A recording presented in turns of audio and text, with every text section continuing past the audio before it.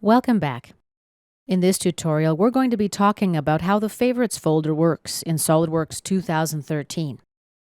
Now the Favorites folder is in the design tree for both parts and assemblies.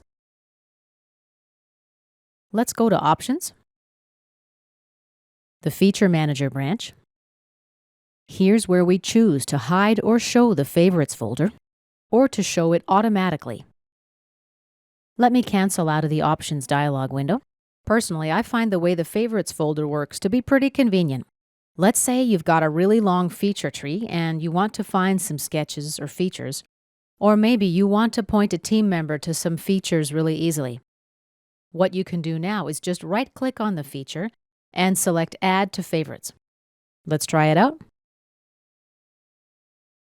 Now the Favorites folder appears up here.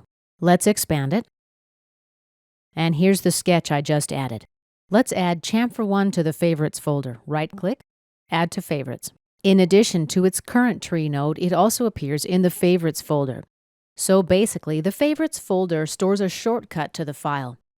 Let's right-click on the chamfer, select Edit Feature, make some edits and click OK, or just cancel out. The shortcut in the Favorites folder points you, of course, to the current updated file. To remove a file from the Favorites folder, just right-click on the node and select Remove from Favorites. You can also right-click on the original node in the design tree and select Remove from Favorites. The Favorites folder option is a small modification, but I personally find it pretty useful, so I am glad to see it here. This concludes our lesson about the new Favorites folder function in SOLIDWORKS 2013.